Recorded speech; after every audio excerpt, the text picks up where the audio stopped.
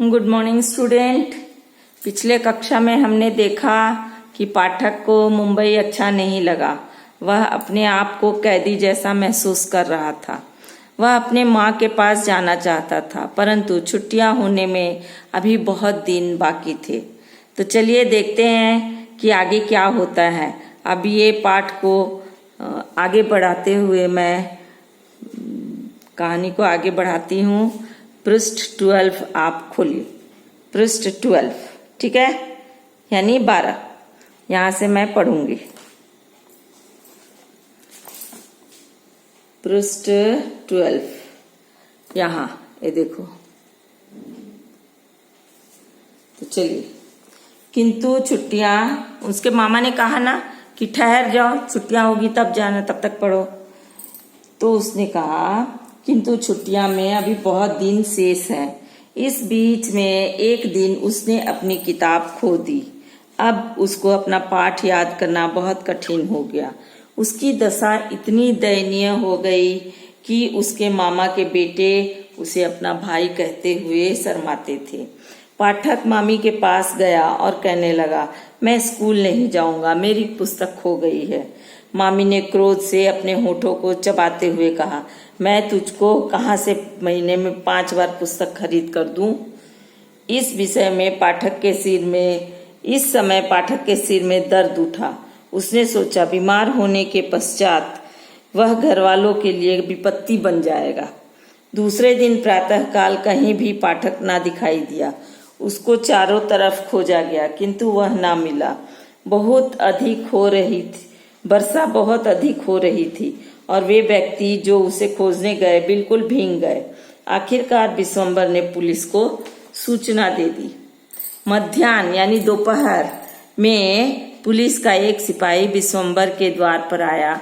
वर्षा अब भी हो रही थी और सड़कों पर पानी खड़ा था। 2 सिपाही पाठक को हाथों पर उठाए हुए लाए और विश्वंभर के सामने रख दिया। पाठक के सिर से पांव तक कीचड़ लगी हुई थी। उसकी आंखें ज्वर से लाल थी।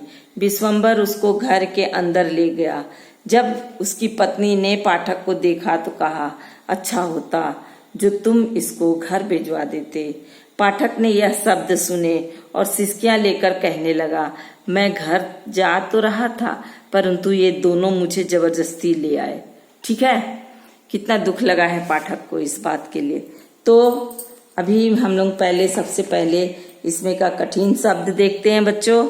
क्या क्या कठिन शब्द है? शेष यानी बाकी, रिमेन खो जाना, गुम हो जाना,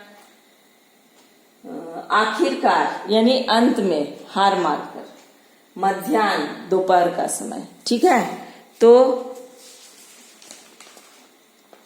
यहाँ पर देखो, मामा ने जब उसको कहा कि छुट्टियों के होने पर पाठक माँ के पास जा सकता है, तब तक तुम्हें यहीं पढ़ाई करना है, तो पाठक सोच में पड़ गया, अरे बाप रे, अभी तो बहुत दिन बाकी हैं। ठीक है, इसी बीच में उस बेचारे का किताब खो गया, गुम हो गया। अब उसका अपना पाठ याद करना कठिन हो गया। दंड और पिटाई खाते पाठक का हालत इतनी दयनीय हो गई कि उसके मामा के अपने बेटे उसे अपना भाई कहते हुए शर्माने लगे। इधर पाठक ने मामी से पुस्तक खो जाने की बात कही तो मामी भी नाराज हो गई और मामी की बात सुनकर पाठक के सिर में दर्द होने लगा, क्योंकि मामी गुस्से में बोली थी कि महीने में 5 बार पुस्तक खरीद कर मैं नहीं दे सकती। अतः सिर में दर्द होते ही पाठक डर गया। क्यों? कि अगर बीमार होने पर घर वालों के लिए विपत्ति ना बन जाऊं, ये सोच के वह घर से उसी स्थिति में चुपके से निकल गया। दूसरे दिन सुबह पाठक को जब घर पर न पाकर घर के सारे लोग यहाँ तक कि उसके पड़ोसी भी ढूंढने निकल गए। पाठक के न मिलने पर विश्वंभर ने हार कर अंत में पुलिस को सूचना दे दी। दोपहर में, मध्याह्न में पुलिस का एक सिपाही विश्वंभर को सूचना दिया कि पाठक मिल गया है और पीछे पीछे 2 सिपाही पाठक को हाथों पर उठाए हुए लाए और विश्वंभर के सामने रख दिए। इस समय पाठक के सिर से पांव तक कीचड़ लगी हुई थी और आंखें ज्वर से, यानी ज्वर माने बुखार से लाल थी। उसे घर के अंदर ले जाया गया। घर के अंदर सब लोग ले गए उसको, ठीक है। मामी ने पाठक की ऐसी दशा देखा तो कहा, अच्छा होता यदि तुम इसको घर भिजवा देते, इसके माँ के पास। पाठक मामी की यह बात सुन लिया और वह सिसकियां लेते हुए बोला, मैं घर जा तो रहा था, परंतु इन दोनों ने मुझे पकड़ लिया और यहाँ ले आए, ठीक है। तो अब हम लोग इससे क्या क्या क्वेश्चन निकाल सकते हैं, देखिए। पाठक को अपना पाठ याद करना कठिन क्यों हो गया, ठीक है। पाठक को अपना पाठ याद करना इसलिए कठिन हो गया क्योंकि उसकी किताबें खो गई।